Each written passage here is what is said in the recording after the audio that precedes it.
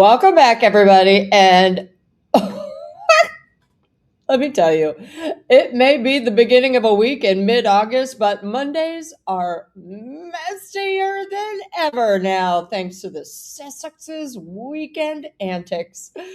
Oh my God, the Harry and Meghan saga continues unabated.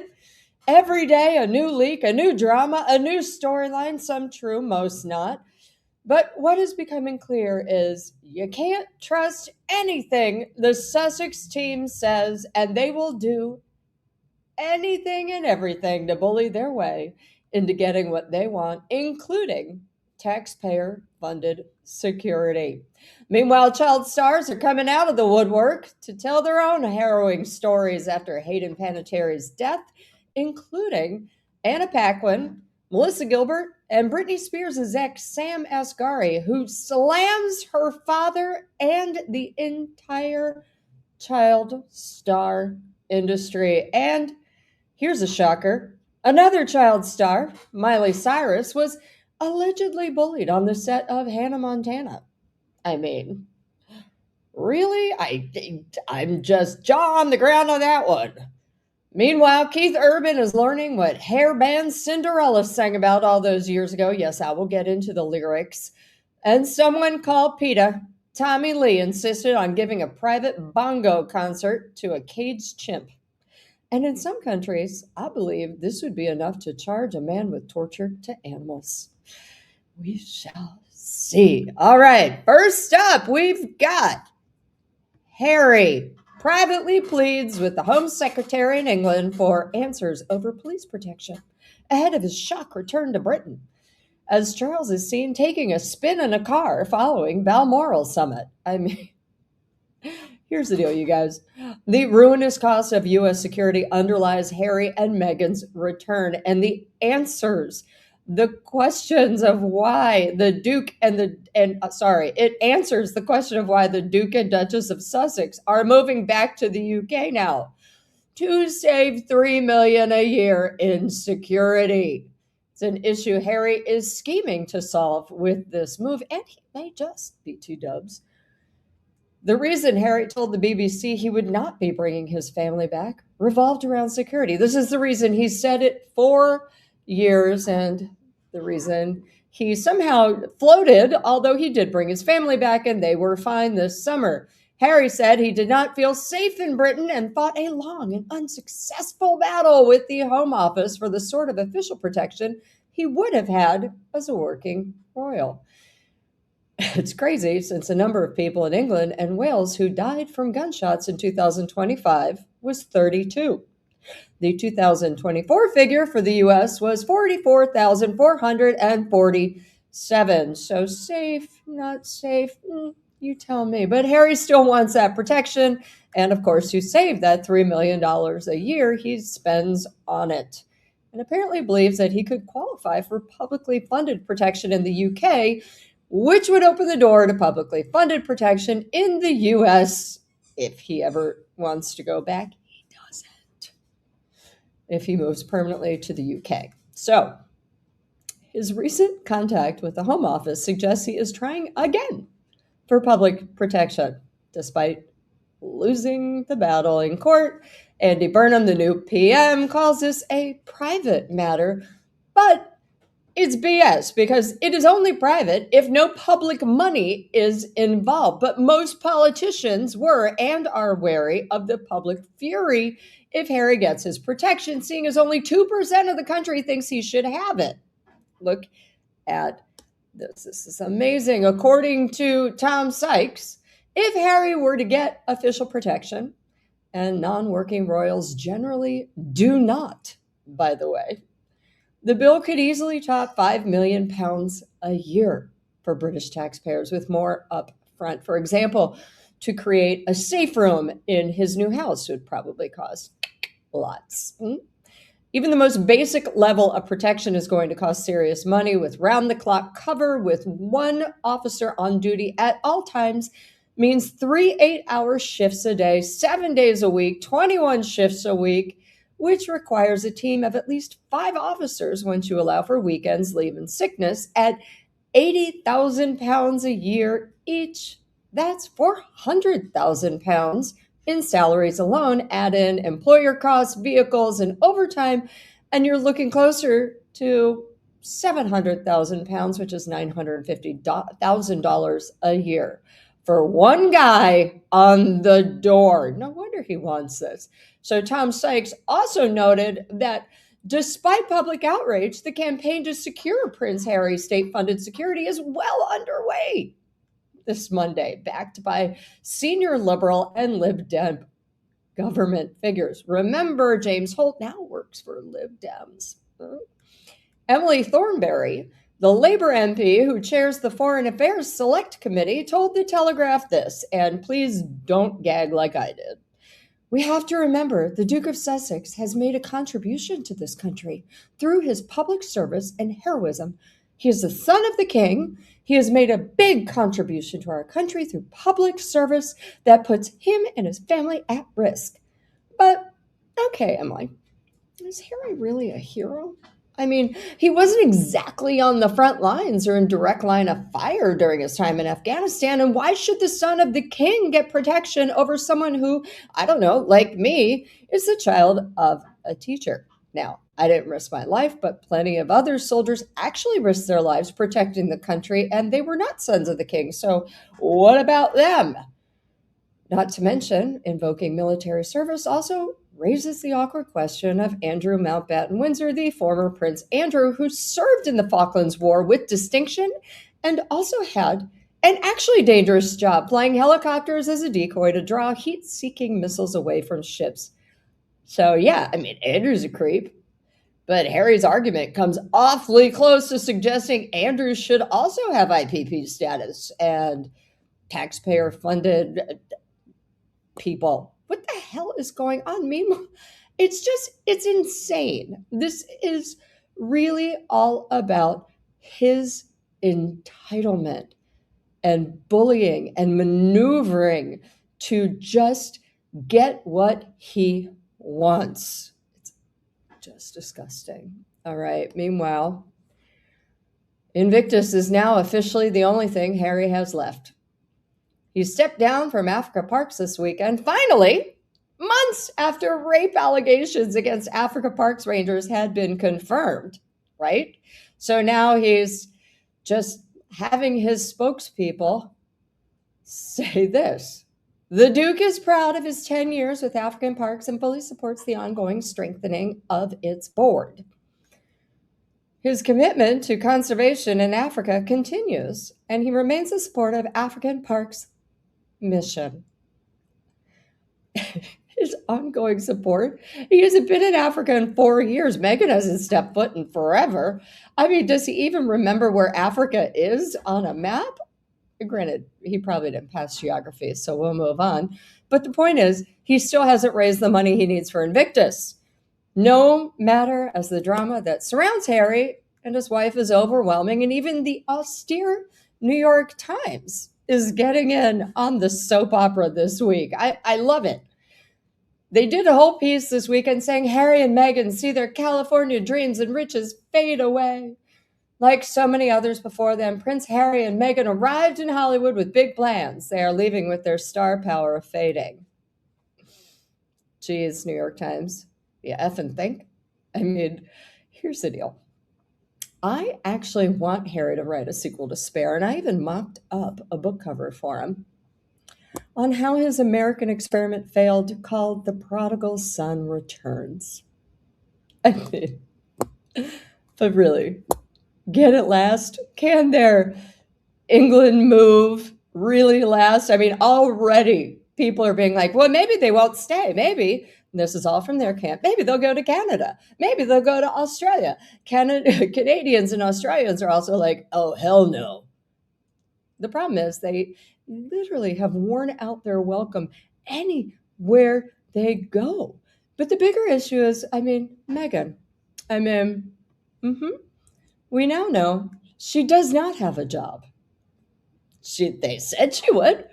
Meghan has a job. She's going to be in The Gentleman for Guy Ritchie, blah, blah, blah. But it turns out there were 2 seasons shot. They haven't been greenlit for a 3rd season.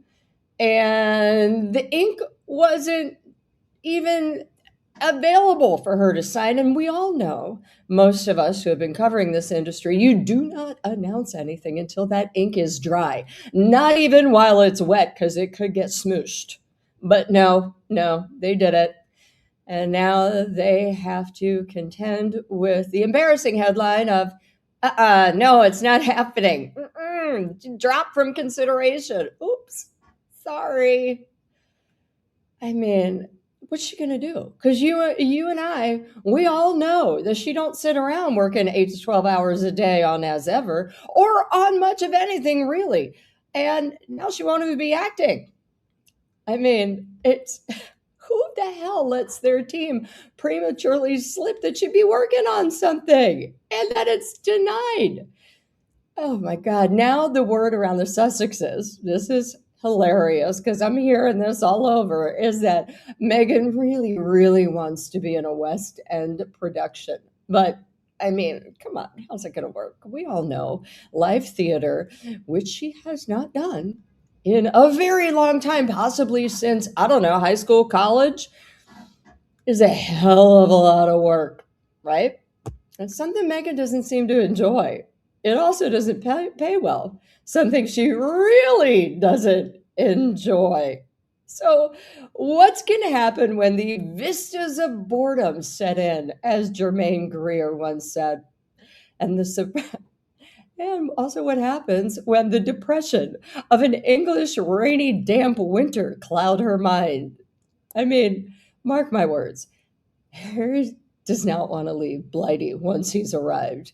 Meghan will want to skedaddle at first frost. So, is this the start of the long separation?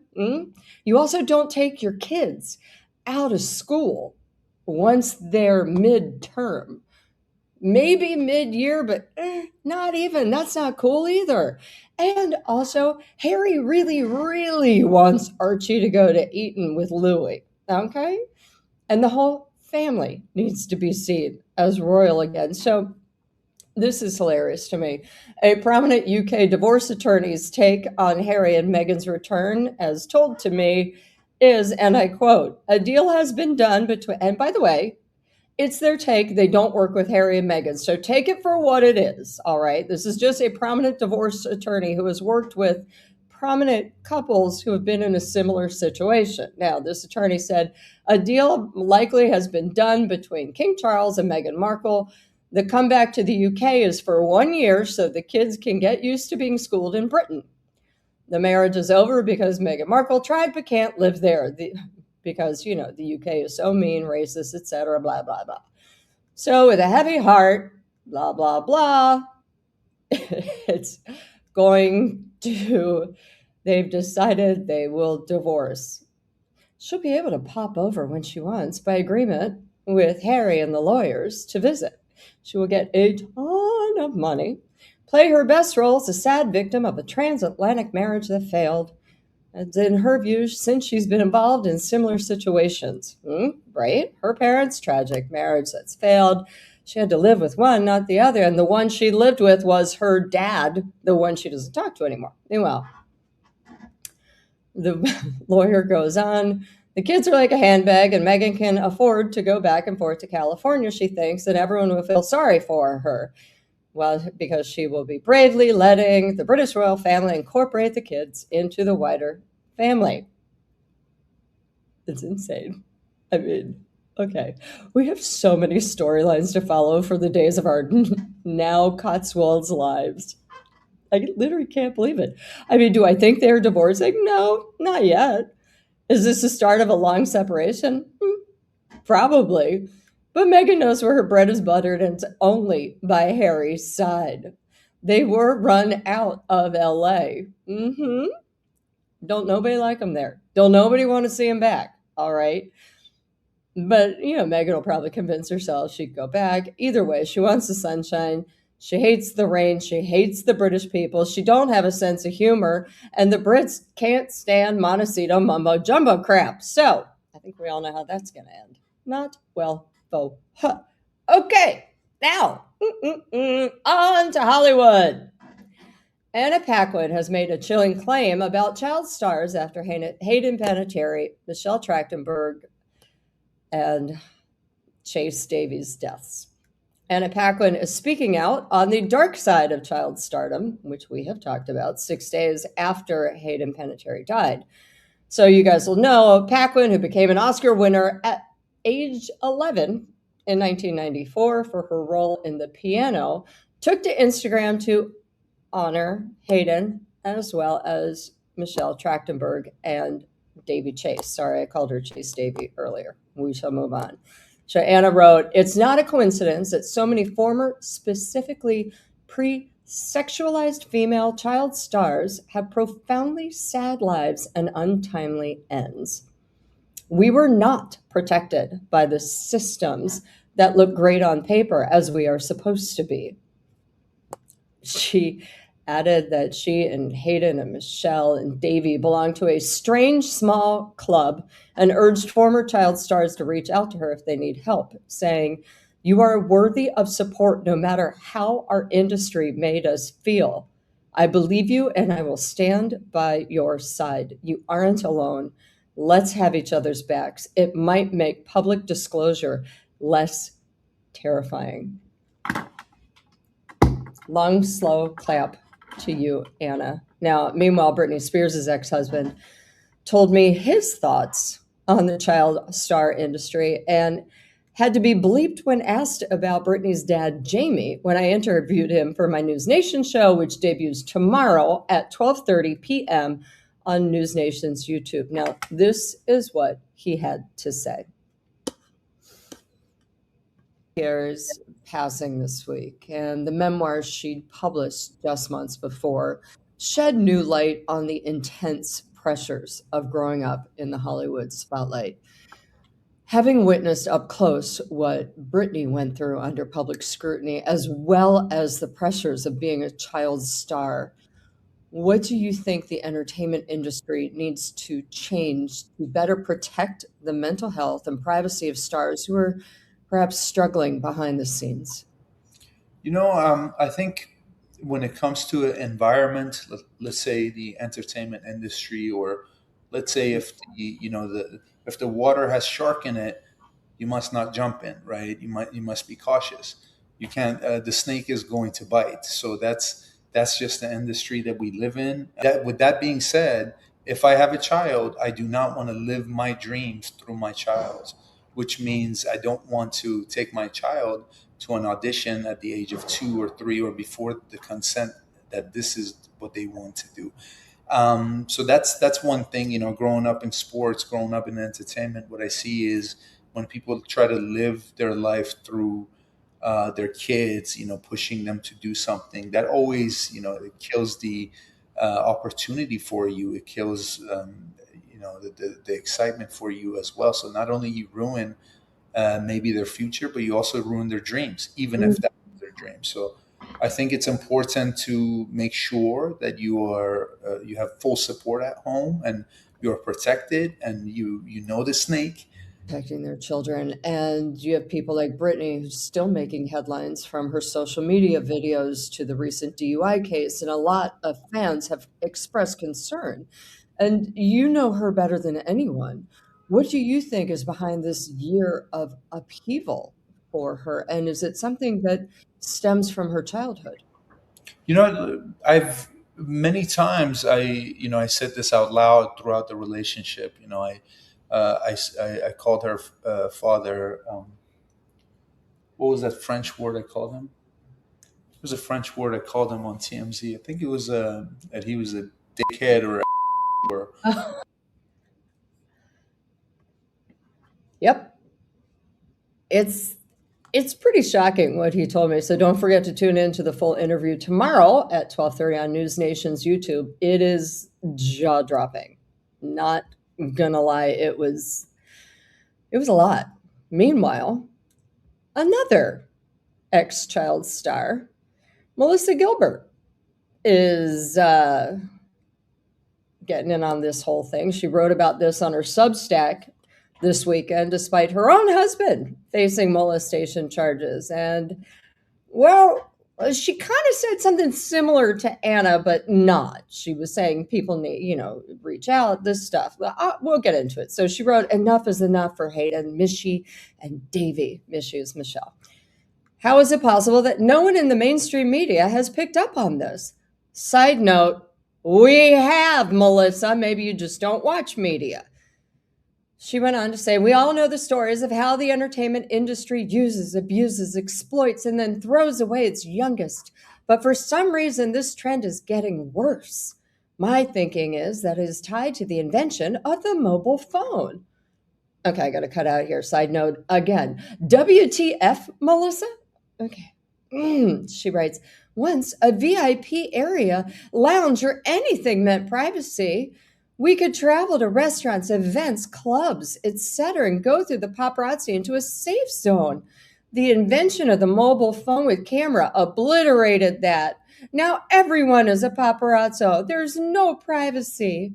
And now it's being sold and exploited, and the media uses it for clickbait and profit." Oh God, she goes on saying that people, that, they can feel better about their own lives to belittle these child stars. They can point to and judge about articles and addiction, dysfunction, and misery. Maybe it's the parents of these young women who set them up for these horrendous ends.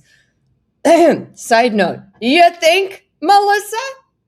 Melissa then went on, "It's a likely combination of many factors, but it's incumbent on those of us who came before to support those experiencing it now. Where is our union in all of this? Where is the collective outrage? Where are the regulations? Where's the protection?" Okay. At that point in her article, I was like, oh, Lord, give me strength, because I must point out, when Melissa asked where was our union, she seems to forget she used to be head of that union and did nothing. As for regulations, why is she not calling on children's services and kids' parents? Well, she kind of did, but asked, was it the kids' parents? Of course it was. Or the actual psychologists on set. And she's blaming phones? I mean, please. The woman was out there going, you should be able to go into VIP lounges and parties. These kids shouldn't be out partying or doing anything stupid in public because, wait a minute, oh, they're kids. She then went on to talk about how she used to work while she was horribly sick and had to work and all this stuff, and nobody offered her condolences, and she worked through divorces, deaths, and blah, blah, blah, and a broken back and all this crap. And honestly, Melissa, next time, maybe you should just think things through before you put pen to paper. Because this is not aging well, and it's only been out for a day.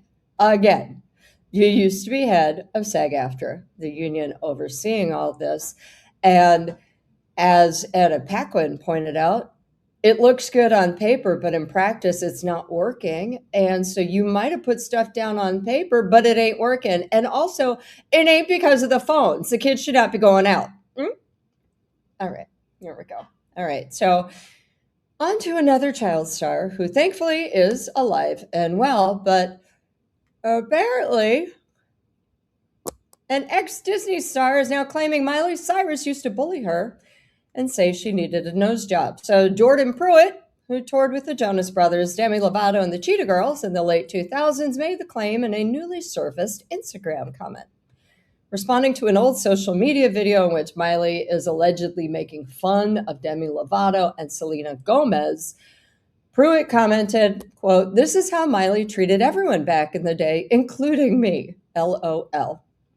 A fan replied in the thread urging her to give us the tea, prompting her to share the details of Cyrus's alleged bullying, saying, "Miley used to call me and leave me nasty voicemails with her and her friend named Mandy, saying I needed a nose job, new teeth, and a choreographer," Pruitt claimed. Yeah. And she then ended her comment by calling the Party in the USA artist relentless, and also BT'd up Cyrus's alleged mean girl behavior also includes stealing her boyfriend, a Jonas brother. I mean, it's It's amazing. She even wrote a 2008 song, Boyfriend, about Miley Cyrus, and it warned another girl to keep her hands off her man, and that was about Nick Jonas, which then Miley started dating.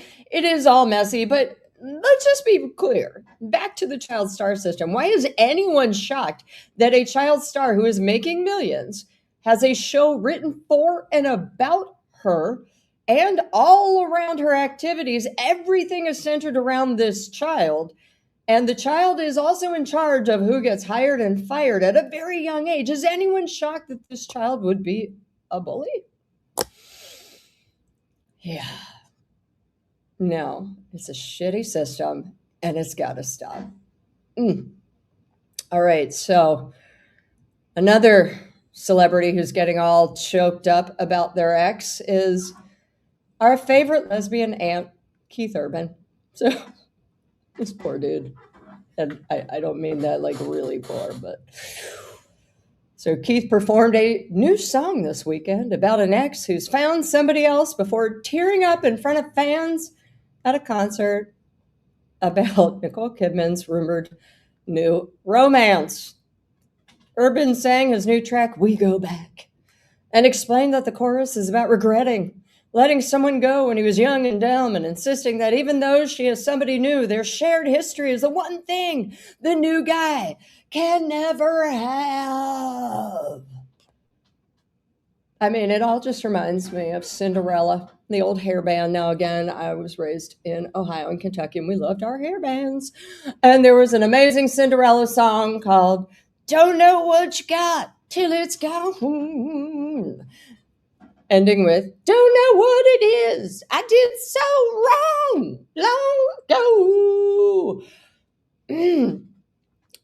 Well, let me tell you, Keith, what you might have done so wrong long ago. I mean, you did tour for 14 years straight and hung out with many, many younger women and moved out last summer. So, boop, there you go. Sorry, Keith. Might want to listen to some Cinderella. Love you. All right, and finally, we are coming to this guy. Yep, that's right. Tommy Lee treated a rescue chimp to a private concert. The rock icon, and that, by the way, is people's terms because I don't actually consider him a rock icon, despite loving hair metal bands. So Tommy says that the chimpanzee will never, ever forget. I bet. So the Motley Crue drummer visited the chimp's 150-acre sanctuary and had a special meeting with a 9-year-old chimpanzee named Limbani. Lee performed a private bongo concert for Limbani, who, according to People magazine, is learning to socialize with other chimps. So, side note, that's probably why Tommy Lee was there. Lee and Limbani also collaborated on a painting that sold for $5,000 to support the sanctuary's work with rescued primates. BT dubs, this thing from People magazine just makes me laugh so hard. Number one, yes, Limbani needs to socialize with other chimps, so they picked Tommy Lee. Number two, Tommy Lee's artistic abilities are chimpanzee level. That's sweet. So, moving on, during his visit, Tommy Lee stopped by to see Limbani in his temporary habitat. The 9-year-old is the youngest primate at the sanctuary, and before arriving there had never met another chimp. Save the Chimp is working to help Limbani gradually form relationships and socialize with other animals before moving him to the larger cage-free island habitats. So, while Limbani prepared for the move, Tommy socialized with him and gave him a personal drumming performance. The interaction was indeed filmed, put up on Instagram, and Limbani responds, according to People magazine, with eager rhythmic dancing. All right, y'all. I saw that same video. And trust me when I say that poor chimp looks like he's going insane and trying to escape. Can you blame him? Oh, Oh, the shade. It's amazing. These people are bonkers, you guys. Bonkers. Tommy Lee and the chimpanzee. I don't know who needs to be socialized more. Well, that's it for me today and the daily heaping pile of BS. But don't worry, I have got a palate cleanser for you.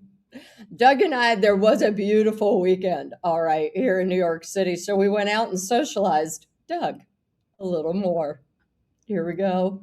Oh boy, I didn't even know that guy. He's walked up, didn't try to hump him. Nope, didn't growl at him. No, look at that. And he went back for some soda.